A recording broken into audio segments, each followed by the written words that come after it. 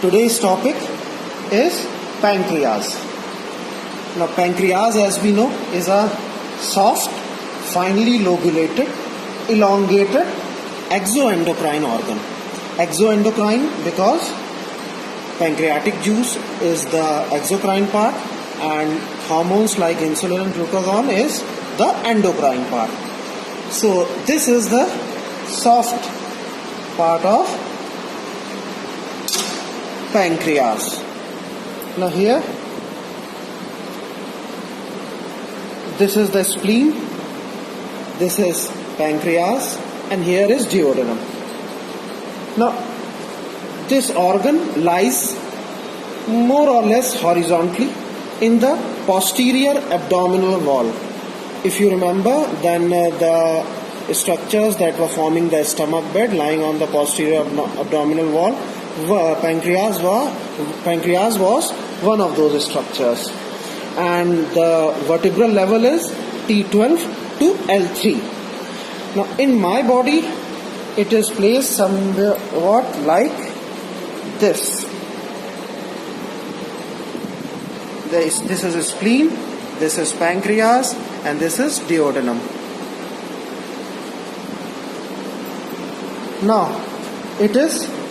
This is a plaster of Paris model of this organ. It is for better understanding, we are using this model. It is somewhat J-shaped. The length is around 12 to 15 centimeters. The width is around 3 to 4 centimeters. And the thickness is a little less than 2 centimeters, or 1.5 to 2 centimeters. The weight is around 80 to 100 grams. Now it has got 4 parts: head, neck, body, and tail. Now the head, first the head. It is the enlarged disc-shaped right end of the pancreas. Here, if the pancreas is located in my body like this, then head is the right end of the pancreas. Now the important anatomical fact is this head lies in the C-shaped duodenal concavity here. This is the C-shaped duodenum, and this part is the head and is lying in the C-shaped concavity of the duodenum. It is more clear in this model. This is the structures forming stomach bed. This is pancreas, yellow colored, and here is the C-shaped concavity of duodenum, into which is lodged the head of pancreas. Now another important feature is there is a process called uncinate process, which is a hook-like process emerging from the lower end of the head and extending towards the left. Here, this is tail, body, neck, head, and this is the uncinate process extending towards the left.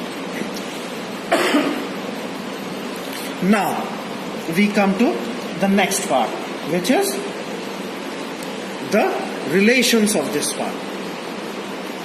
Now among the anterior relations, now here this is ascending colon, this is descending colon, and this is transverse colon, which has been removed just to show you clearly the different parts. But this transverse colon and its mesocolon, that is transverse mesocolon, comes in the anterior relations of pancreas. Then there is jejunum and superior mesenteric vessels. These are superior mesenteric vessels which form the anterior relations of the head of pancreas. Now we come to the neck of pancreas. Now this slightly constricted part, this much, is the neck of pancreas. Now, the important point to remember is that anterior to the neck of pancreas, that is a structure forming the anterior relation of neck of pancreas, is the pylorus of stomach. Here you can see this is duodenum. So this point where the duodenum becomes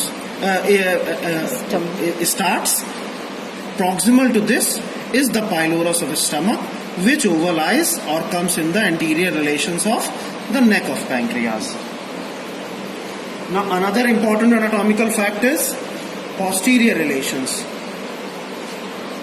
The most important structure forming the posterior relation is the commencement of portal vein. Here, just behind the neck, is the beginning of portal vein. This superior mesenteric, splenic, and joined together to form. This is the portal vein, and this lies just posterior to the neck of pancreas. Now we come to the third part, that is this major portion of the pancreas, that is the elongated body. It passes towards the left. Here it passes towards the left, crossing in front of vertebral column. Now it is somewhat triangular in shape. As you can see, it is, when seen in cross section, it appears somewhat triangular in shape. So in such a way that it forms three borders. Here is the anterior border, this is the inferior border, and this is the superior border. Similarly, in between the three borders are the three surfaces. This is the anterior surface, this is inferior surface, and this is posterior surface. Now, anterior surface is related to lesser sac and stomach. Anterior surface is, here you can see, this is the model of a stomach bed. This anterior surface is related to lesser sac and stomach. And next is the posterior surface.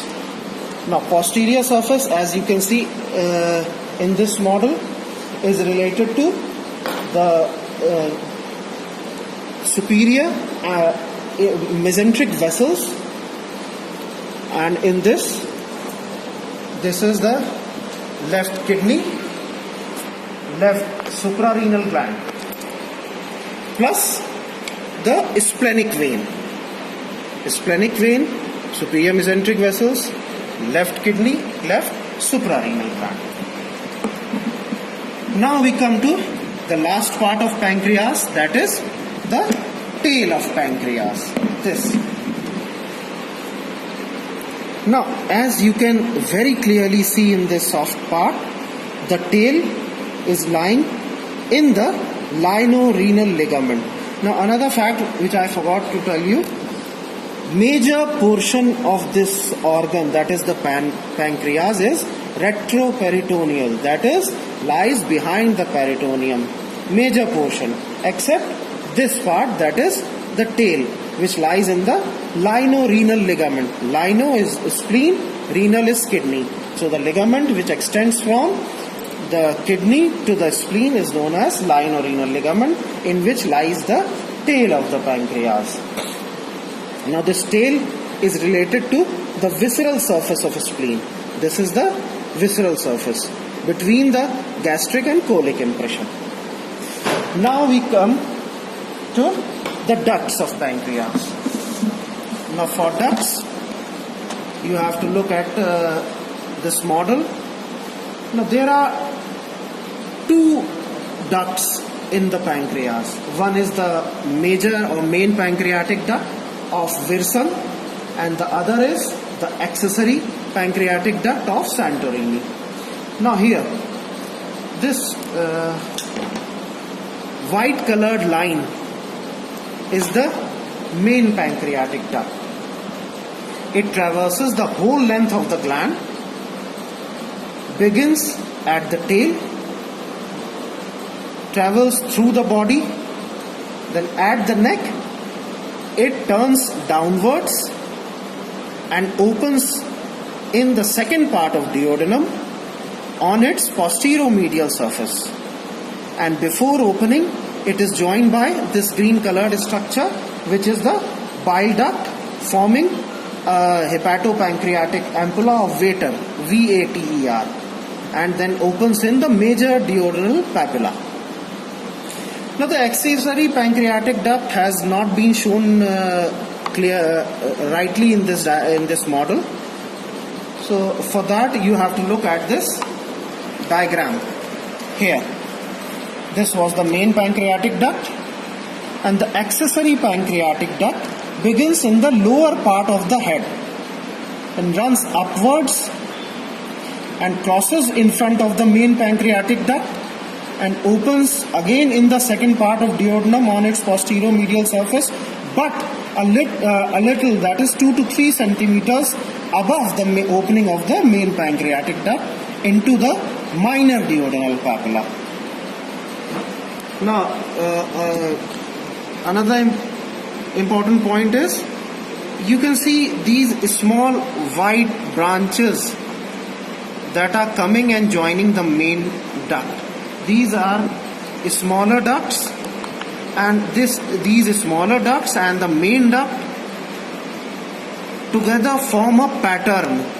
This leaf-like pattern is known as herringbone pattern, Herring, herringbone.